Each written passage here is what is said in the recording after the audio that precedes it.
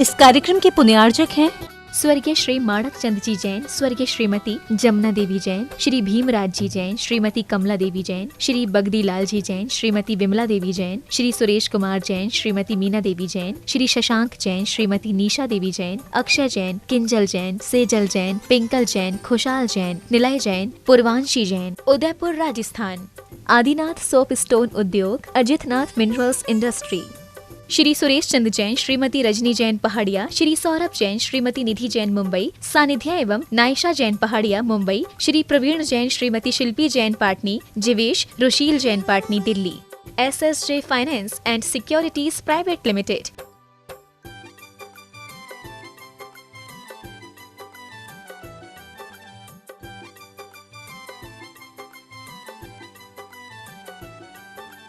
Shri Suresh Kumar Ajmera, Shrimati Vinod Ajmera New Delhi, Shri Nitin Ajmera, Shrimati Shefali Ajmera, Gaurav Ajmera New York USA, Shri Ashish Ajmera, Shrimati Ritu Ajmera, Rahul Ajmera, Sunidhi Ajmera New York USA।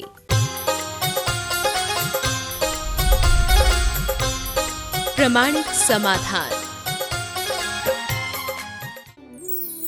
नमोस्तु गुरुवर। णमुकार मंत्र की महिमा अनंत और अपार है, तो फिर इसका फल द्रव्य, क्षेत्र, काल और भाव पर निर्भर क्यों करता है? देखिए, बात सही है। नमोकार मंत्र का अचिंत्य प्रभाव है। नमोकार के विषय में मैंने अनेक बार प्रकाश डाला है। नमोकार मंत्र के एक बार उच्चारण मात्र से 500 सागर का पाप कटता है। उसके एक पद के उच्चारण से 50 सागर का पाप कटता है और एक अक्षर के उच्चारण से 7 सागर का पाप कटता है। ऐसा नमोकार ग्रंथ कल्प नामक ग्रंथ में लिखा है। लेकिन ये सामान्य कथन है।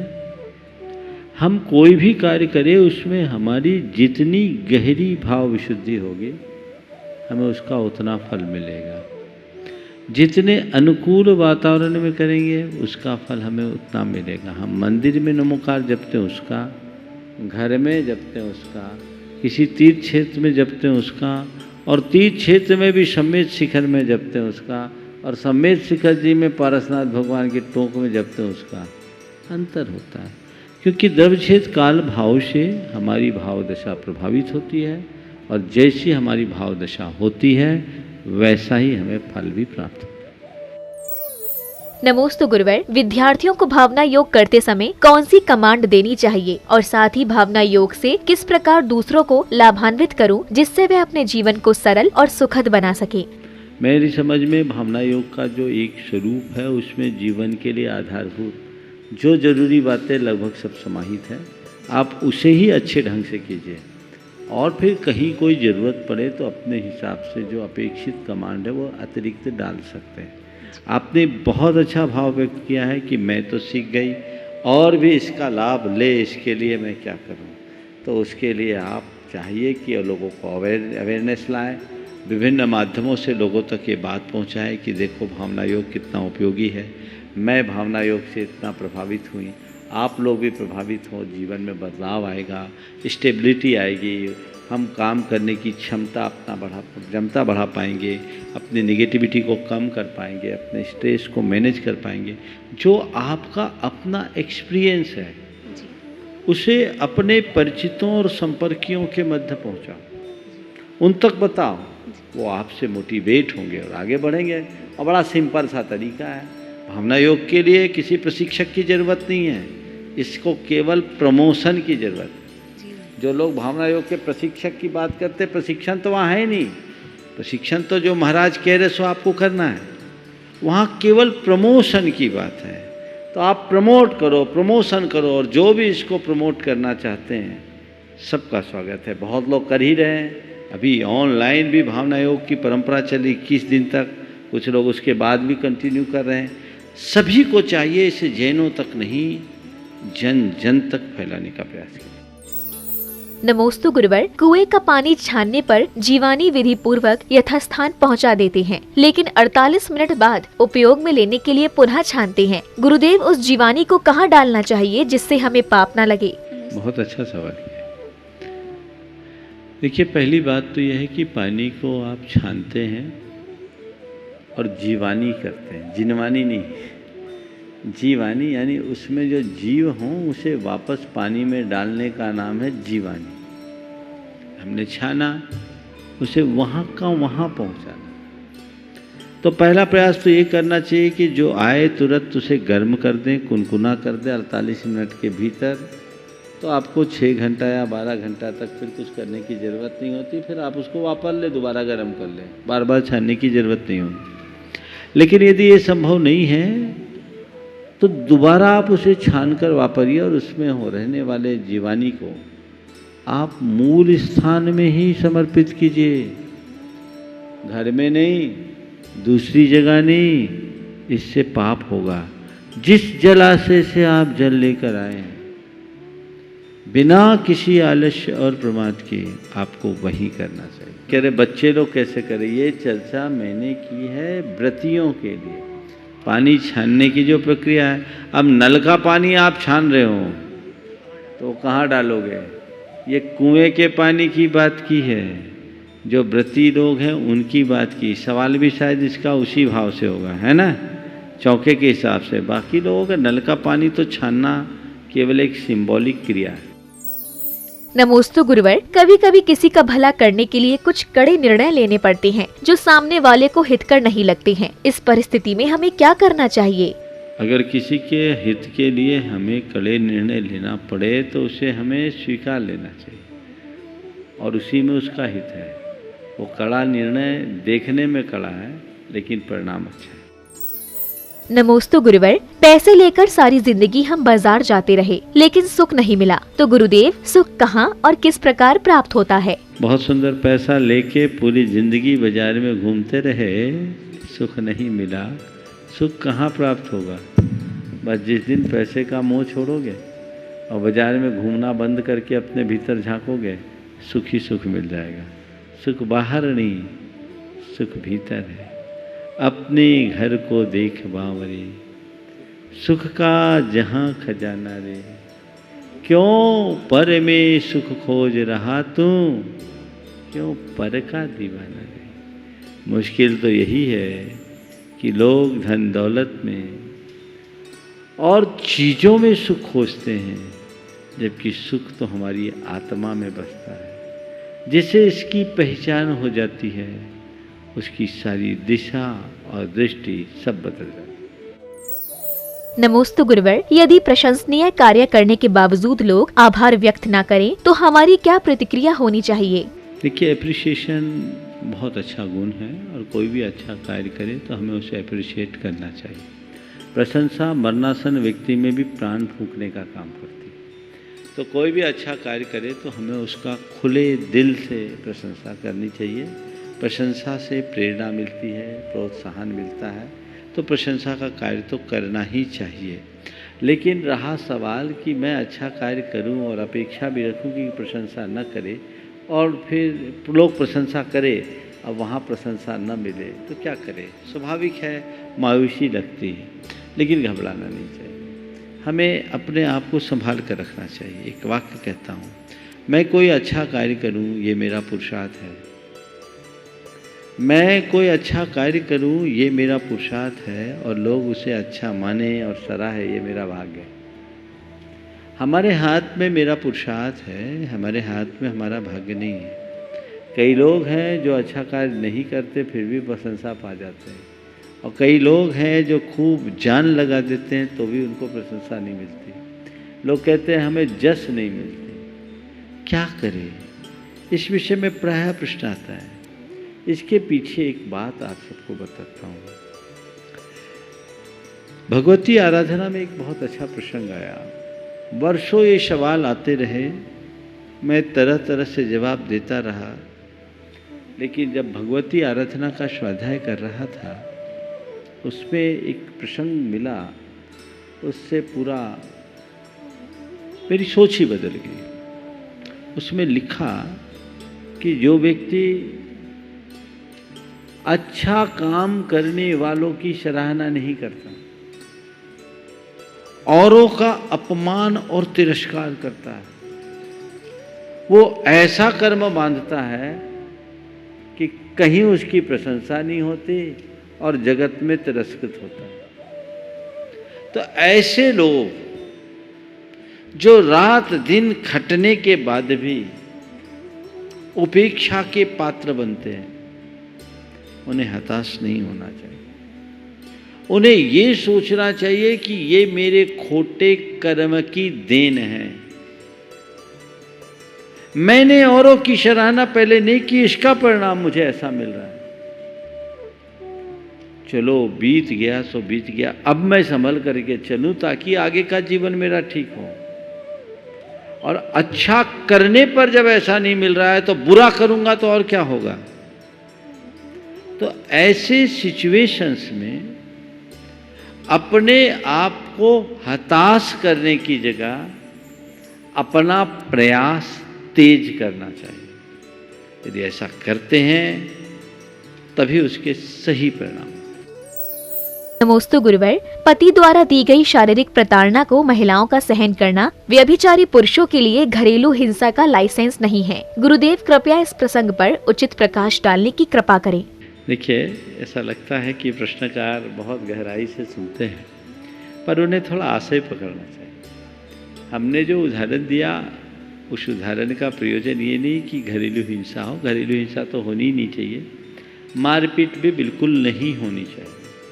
लेकिन आजकल कभी कभी किसी व्यक्ति के उत्तेजना में, आवेग में यदि एकाध बार हाथ उठा दे तो बवंडर खड़ा हो जाता है, इससे घर टूटते हैं। देखिए, मनुष्य की कुछ मानवीय दुर्बलताएं होती हैं। बच्चे भी लड़ते हैं झगड़ते हैं, बड़े भी लड़ते हैं झगड़ते हैं।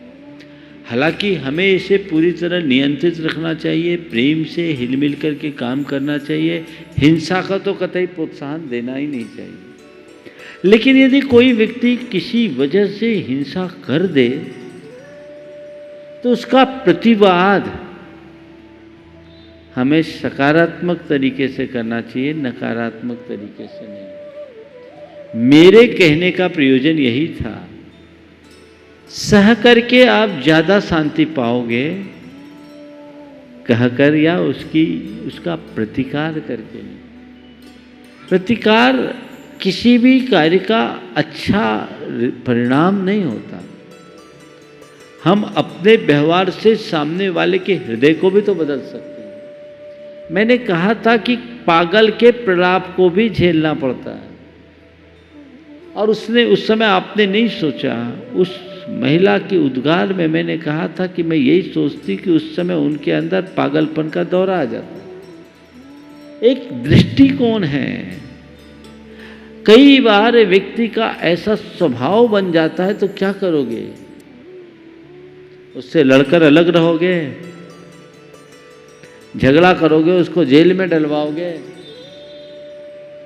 हर व्यक्ति का निर्वाह होना चाहिए, उसकी बुराइयों और दुर्बलताओं का शोधन होना चाहिए। लेकिन ऐसा नहीं है कि हम छोटी छोटी बातों को लेकर केवल कानूनी अस्त्र का आलम्बन लें और घर परिवार का वातावरण बिगाड़ें। मेरा आशय यही है। अगर लोग ये सोचते हैं कि महाराज इसमें घरेलू हिंसा का समर्थन कर रहे हैं, कतई नहीं। मैं तो हिंसा मात्र का निषेध करता हूँ और इस तरह की बातें नहीं होनी चाहिए। इन उदाहरणों को सुनाने का उद्देश्य केवल यही है कि हम घर परिवार की छोटी मोटी बातों को नज़रअंदाज करके जीवन को आगे बढ़ाने का प्रयास करें। नमोस्तु गुरुवर, कहते हैं किसी भी कार्य को व्यस्त व्यक्तियों के हाथों सौंपने से वह कार्य शीघ्रता से पूर्ण होता है। तो गुरुदेव, अस्त व्यस्त लोगों को कार्य ना सौंपने का क्या यही कारण है? बहुत सही बात कही। कोई काम जल्दी कराना है तो जो सबसे ज़्यादा व्यस्त है उन्हें कर दो, क्योंकि जो व्यस्त होते हैं वो समय का प्रबंधन जानते हैं। मैं अक्सर कहता हूँ, समय का अभाव उनके पास नहीं होता जो व्यस्त हैं, समयाभाव उन्हें नहीं होता जो व्यस्त हैं, अपितु उन्हें होता है जो अस्त व्यस्त है। तो अस्त व्यस्त लोगों के हाथ में काम सौंपोगे तो काम लटकेगा, पर व्यस्त व्यक्ति के हाथ में सौंपेंगे तो काम हो जाएगा। नमोस्तु गुरुवर, क्या हम भावना योग का प्रयोग योग निद्रा के रूप में भी कर सकते हैं? भावना योग कर सकते हैं, थोड़ा जागरूक अवस्था में करेंगे तो ज़्यादा अच्छा रहेगा। आप लेटे लेटे करें और भावना योग करते करते सो गए तो बाकी कमांड चलते रहेगी, अपना माइंड कितना उसको एक्सेप्ट करेगा। इसलिए जागृत अवस्था में ही करना चाहिए। हमें वो बात याद रखना चाहिए कि सुभद्रा को अगर नींद नहीं आती तो अभिमन्यु चक्रव्यूह से बाहर निकल जाता, वो फंसता नहीं। तो ये मान के चलिए कि भावना योग जिन्हें नींद नहीं आती वो अपनी निद्रा को लेने के लिए योग निद्रा आदि के रूप में भावना योग का प्रयोग करे तो कोई बुराई नहीं है, लेकिन इसका नियमित प्रयोग जागृत अवस्था में करना चाहिए। और जागृत अवस्था में आपने अगर नियमित कर लिया तो आपको आगे फिर कोई कठिनाई होगी नहीं। नमोस्तु गुरुवर, रेस चाहे जिंदगी की हो या गाड़ी की, जीतेगा वही जो वक्त पर गियर बदलता है। तो गुरुदेव, हम अपनी जिंदगी का गियर कब और कैसे बदले? बात बिल्कुल सही है। रेस चाहे गाड़ी की हो या जिंदगी की, जीतेगा वही जो वक्त पर गियर बदले और गियर को संभालना भी जाने, अच्छे ढंग से करे। आपने पूछा है कि हम अपनी गियर कब बदलें और कैसे बदलें। जब आप ड्राइविंग करते हैं तो ड्राइविंग में गियर कब बदलनी पड़ती? हाँ, जब चढ़ाई होती है तब, उतार होती है तब। हमारा चढ़ाई में भी गियर बदलते हैं। चढ़ाई होती है तो गियर क्या टॉप में लगाते हैं, क्या करते हैं सेकेंड या फर्स्ट में, और उतार होती है तो फोर्थ या 5 में। टॉप पर कब चलाते हैं? जब स्मूथ हो। जीवन में जैसे अप डाउन्स आए उसके अनुरूप अपना व्यवहार करना शुरू कर दो। वक्त की धारा के साथ जो चलना सीख जाते हैं वे जीवन में सदैव सफल होते हैं, और जो वक्त से जूझते हैं वो जीवन में कभी सफल नहीं होते। तो समय काल और परिस्थिति के अनुरूप निर्णय लेकर मनुष्य को अपने जीवन की धारा मोड़नी चाहिए, तभी वो अपने जीवन में सफलीभूत होगा।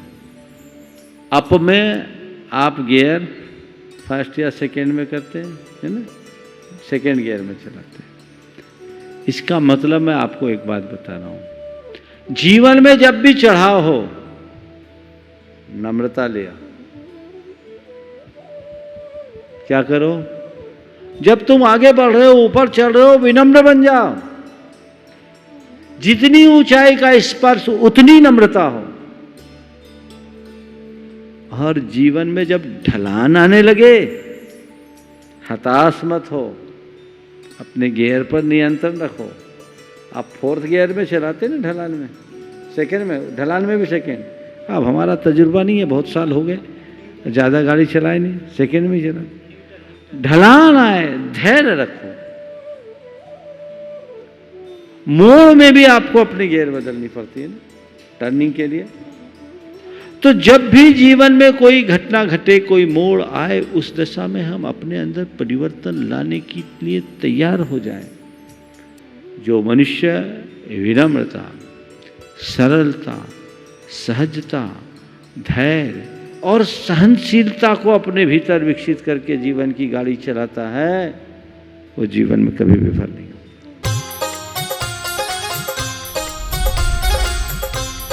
प्रमाणिक समाधान।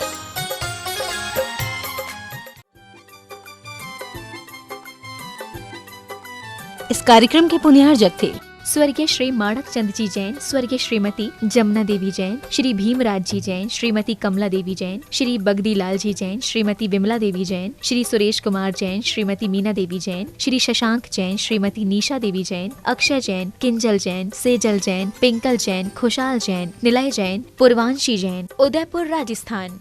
Adinath soap stone Udyog, Ajitnath minerals industry. Shri Suresh Chand Jain, Shrimati Rajni Jain Pahadia, Shri Saurabh Jain, Shrimati Nidhi Jain Mumbai, Sanidhya एवं Naysha Jain Pahadia Mumbai, Shri Praveen Jain, Shrimati Shilpi Jain Patni, Jivesh Rusheel Jain Patni Delhi. SSJ finance and securities private limited.